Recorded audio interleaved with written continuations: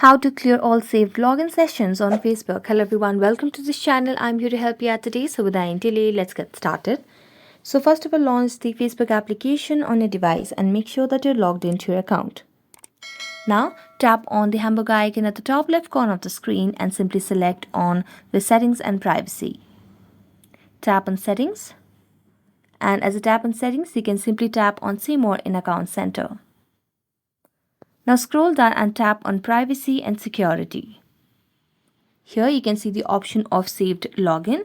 So tap on the option of saved login and here select on particular profile, and as you do that you'll be able to see all different options. So now if you want to clear all the saved login sessions on Facebook, tap on the option of remove saved login info from your device's cloud backup. Similarly, you can tap on remove saved login information from Chrome as well and tap on all of this option and you'll be able to clear all saved logins on Facebook. So that's it. Thank you so much for watching this video and see you next time.